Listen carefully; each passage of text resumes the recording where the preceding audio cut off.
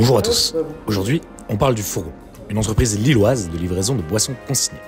Pour ça, on a la chance d'accueillir Louise Motte, la responsable marketing de l'entreprise.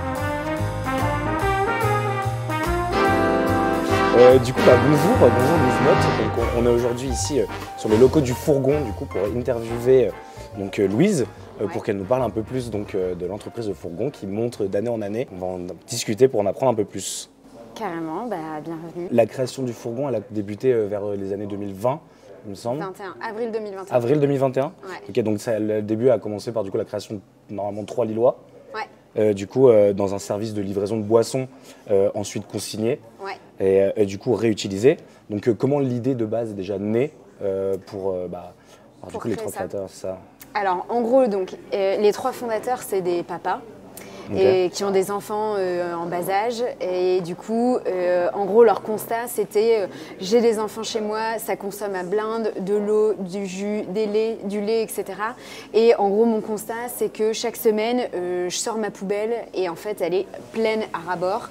Et sans que je puisse réellement avoir un impact dessus, parce qu'aujourd'hui, il y avait des choses qui existaient sur le vrac, mais rien vraiment sur la boisson. Et finalement, quand on regarde en fait une bouteille de bière, typiquement, on va la verser dans un contenant, Et du coup, une fois qu'elle est vide, clairement, elle a eu une durée de 10 secondes. Ouais. Et après, on la jette. Alors qu'en fait, concrètement, elle est encore neuve et elle peut être remplie et réutilisée. L'idée, c'était de faire quelque chose de simple sur lequel il n'y a pas d'excuses. Et en fait, en 2 secondes, tu passes ta commande chez le Fourgon. Tu n'as même pas l'impression de faire un geste parce qu'on te simplifie la vie. Au lieu d'aller dans ta poubelle dehors, là c'est chez toi, tu le remets dans ta caisse. Question aussi par rapport, je me souviens quand on avait travaillé ensemble en 2021, il y avait cette idée-là de s'étendre, on avait fait une étude de marché sur la ville de Dunkerque. Question, est-ce que vous avez réussi à vous étendre maintenant à Dunkerque? Est-ce que c'est un marché que vous avez réussi à cibler? Ouais, carrément. Et on est présent à Dunkerque, là ça fait 2 ans maintenant qu'on livre les Dunkerquois quotidiennement. Donc on a bien étendu les zones de livraison. Donc maintenant on livre dans plus d'une centaine de villes, je pense, à Dunkerque. Ouais. Donc c'est cool et on voit en effet qu'il y a une influence, en tout cas des progressions. On recrute de plus en plus de clients à Dunkerque. Donc voilà, c'est cool. Ouais, je me souviens à l'époque, il y avait cette idée-là de travailler dans le Nord principalement et s'étendre aussi, il y avait l'objectif de s'étendre aussi dans le Nord et de l'Ouest. Est-ce que c'est maintenant réalisé? Vous êtes vraiment bien implanté à l'ouest. Je sais que dans le nord, oui, mais l'ouest, vous avez commencé à atteindre le marché comme il fallait. Ouais, alors dans le nord, c'est sûr qu'évidemment, on est hyper bien implanté, mais c'est aussi notre origine. Et après, on s'est développé à l'ouest, en effet, Nantes, Rennes, Angers, Le Mans. On s'est développé aussi à Bordeaux, Toulouse. On est aussi présent à Lyon et Grenoble et Saint-Étienne et aussi Strasbourg,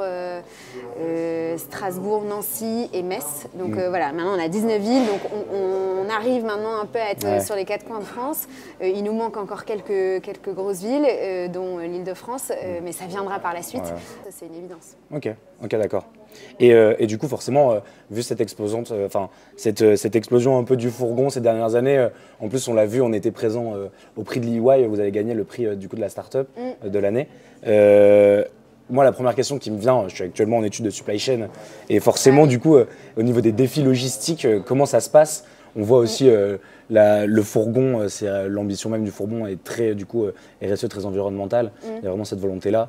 Il y a les fourgons électriques. Qu'est-ce que vous mettez en interne aussi en place pour privilégier aussi cette mentalité-là très responsable, on va dire, au niveau des employés et même au niveau de l'image de la marque? Ouais, carrément. Aujourd'hui, on a vraiment cette envie, cette volonté d'aller plus loin que uniquement notre service et qu'on essaye de mettre la RSE au cœur des salariés. Donc c'est con, mais on propose des Tupperware pour le midi pour éviter d'avoir des déchets qui se créent. On a ici des douches, tout est savon solide ou réemployable. Et après, c'est aussi dans notre impact au quotidien, donc se dire dans nos fournisseurs qui nous livrent en carton, comment est-ce qu'on arrête qu'ils nous livrent en carton et qu'ils nous livrent dans des caisses réemployables. Et une question aussi qui nous venait pas mal, c'est, j'avoue ne pas y connaître énormément sur le modèle des consignes, mais est-ce que au niveau du modèle économique, la consigne, c'est quelque chose de viable, c'est vraiment faisable, c'est quelque chose qui est une belle opportunité aussi pour vous et même pour l'avenir derrière? En fait, aujourd'hui, pour un producteur, au vu des volumes qu'on fait, on va être à peu près au même niveau entre une bouteille neuve et une bouteille réemployée. Donc pour l'instant, il n'y a pas tellement d'impact économique pour le producteur. Mais si on regarde chez nos voisins, chez qui la consigne ne s'est jamais arrêtée, il y a un vrai intérêt économique aussi, parce que la bouteille consignée va coûter moins cher au producteur que la bouteille neuve. Dans notre catalogue produit. Ok, super. Et du coup, je pense qu'on va arriver peut-être un peu vers la fin. Au niveau du coup de la vision du fourgon, on voit que vous êtes vraiment maintenant développé un peu à l'échelle nationale. C'est quoi la vision long terme aussi du fourgon? Tu parlais de plus ou moins 5 ans avant de vraiment s'établir bien en France. Est-ce qu'il y a une volonté aussi d'aller plus loin derrière, ou pour l'instant vous vous comptez vraiment d'objectifs nationaux et après voir et se réadapter aussi en fonction de ce que vous allez atteindre? Alors aujourd'hui, on a vraiment ce gros enjeu, d'abord c'est de se développer sur l'offre, donc ça c'est vraiment notre plus gros enjeu actuellement. Ensuite évidemment le maillage territorial, donc continuer notre expansion en France, et pour l'instant on est vraiment focus sur la France. Peut-être qu'à plus long terme on se développera dans les autres pays, mais là on a vraiment ces deux enjeux-là, et tant qu'on n'aura pas en tout cas atteint nos deux exigences là-dessus, je pense qu'on ne pensera pas encore à se développer à l'international, mais voilà, j'espère que ça viendra un jour, c'est clair. Et est-ce qu'au niveau du marché de la consigne, je me souviens quand vous avez fait appel, quand on avait parlé avec du coup ISL Conseil pour l'étude, il y avait aussi il me semble du coup une démarche par rapport à un concurrent qui avait aussi fait une première étape de démarchage physique, il me semble. Est-ce que du coup vous faites face souvent aussi à des concurrents? Est-ce que le marché de la consigne, est-ce qu'il y a beaucoup d'acteurs dans ce marché-là, ou pour l'instant vous êtes assez... Alors nous aujourd'hui on a vraiment cette position de leader auprès des particuliers sur le réemploi, donc ça on en est fiers, c'est cool. Évidemment il y a des acteurs qui commencent à se montrer, ce qui est bon signe, hein. Nous on n'est pas contre là-dessus, ça veut aussi dire que voilà, il y a un marché qui est en train de se créer, donc c'est aussi de bon augure là-dessus, et on sent qu'il y a la grande distribution qui se lance dans ce projet-là, donc il y a Carrefour avec le projet Loop.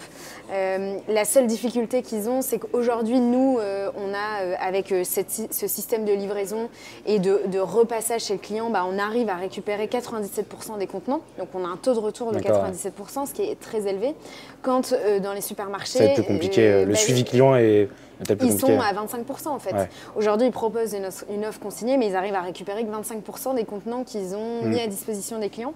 Tout simplement parce qu'il y a une vraie habitude, un changement d'habitude à recréer. C'est des mentalités à changer. Exactement. Comme on prend l'exemple des cabas de course, combien on en a chez nous? Enfin, c'est le constat, c'est qu'à chaque fois, on en rachète parce qu'on a oublié. Et donc les bouteilles en verre, c'est pareil. On va au supermarché, on fait « Ah zut, j'avais des contenants vides chez moi et j'ai oublié de les ramener ». Et du coup, pour terminer, au niveau peut-être aussi des étudiants qui pourraient nous écouter, qui pourraient regarder, au niveau de... Est-ce que vous seriez capable de donner un conseil à ces étudiants-là qui voudraient se lancer aussi dans des projets à impact aussi entrepreneuriat, à impact positif? Quel serait le conseil que toi tu donnerais à ces étudiants-là pour se lancer? Je pense que c'est l'avenir. Enfin, aujourd'hui, une boîte qui se lance sans avoir un intérêt d'impact, je pense que c'est un non-sens dans le marché dans lequel on évolue et les enjeux qu'on va avoir, je pense, dans les 20 prochaines années. Donc c'est déjà une très bonne chose, et je pense qu'il faut oser quand on est étudiant. Encore plus, on a vraiment zéro risque à prendre, et il y a vraiment des belles choses.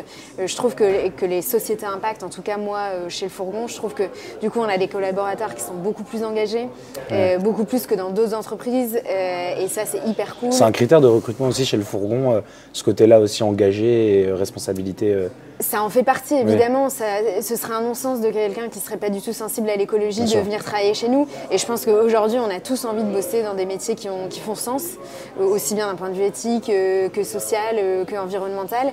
Donc le conseil c'est vraiment de se lancer dans des boîtes comme ça qui ont vraiment un sens, parce que c'est comme ça qu'on va recruter des gens de qualité qui vont se donner à 100% pour leur métier, parce que ils sont hyper contents de se lever tous les matins pour bosser dans une boîte qui fait sens, quoi. Une question nous est venue aussi, c'était de savoir comment est-ce que le Fourgon arrivait à allier du coup la quantité à la qualité, que ce soit au niveau du service et aussi de la gestion des entrepôts. Comment est-ce que vous arrivez à lier tout ça? Alors déjà, on a fait le choix de tout internaliser, donc pour l'instant on n'a pas du tout un modèle de franchise. Donc du coup, toutes les personnes aujourd'hui qui sont dans les villes, on a la structure, c'est on a un responsable d'entrepôt, donc un responsable de sa petite entreprise, et ensuite qui lui a des livreurs, etc. Chaque personne recrutée aujourd'hui suit suit des formations. Donc il monte ici dans le Nord et là il suit un certain nombre de formations. Il voit sur le terrain comment on met en place, etc. Donc il y a des standards à respecter. Quand on crée un nouveau truc, on l'accompagne dans la réalisation de la mise en place de son entrepôt, etc. pour avoir une uniformité un peu partout en France. Et ensuite, régulièrement, ils sont accompagnés au quotidien avec des réunions sur lesquelles on partage les bonnes pratiques, etc. Et après, le digital, évidemment, aussi permet de structurer tout ça et de faire en sorte qu'il y ait un certain standard qui est respecté. On voit du coup qu'il y a pas mal de personnes, pas mal d'employés, surtout maintenant, vous êtes vraiment développés. Ouais. Comment est-ce que vous faites pour réagir? On se doute qu'à un moment, il doit y avoir aussi des soucis avec peut-être des livreurs et du coup des clients. Comment est-ce que vous percevez ça et comment est-ce que toi, tu arrives à réagir à ça et comment tu t'adaptes en fonction des employés que tu as directement sur le site? Il y a un gros pan de la formation aussi au niveau des employés, des livreurs. Ah ouais. C'est une grosse étape aussi à l'intégration de l'entreprise. Carrément, aujourd'hui, tous les livreurs ils suivent un onboarding chez nous, du coup un process de formation où ils sont 3 jours, où ils vont voir l'ensemble des services. Donc ça, je pense que c'est aussi un truc qui n'est pas fait dans beaucoup de boîtes, où un livreur, il va connaître un peu plus le service du marketing, le service client, la tech, etc., etc. Donc il va avoir une vision globale de l'entreprise et on va aussi lui partager la vision du fourgon. Et ça, je pense aussi en onboarding, ça permet de tout de suite embarquer le collaborateur dans l'aventure, le fourgon, quoi. Et je pense que évidemment l'erreur est humaine, c'est un truc qu'on pourra jamais arriver à 0 erreur.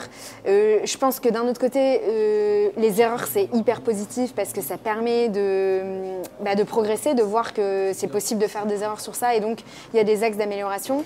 Après l'erreur à répétition, évidemment, elle va être un peu néfaste dans le sens où on se dit c'est dommage qu'on refasse cette erreur, ça veut dire qu'on n'a pas appris de la première erreur qu'on a faite. Donc l'erreur c'est une bonne chose et ça peut aussi être une chose un peu plus négative si elle est reproduite à plusieurs reprises exactement la même erreur.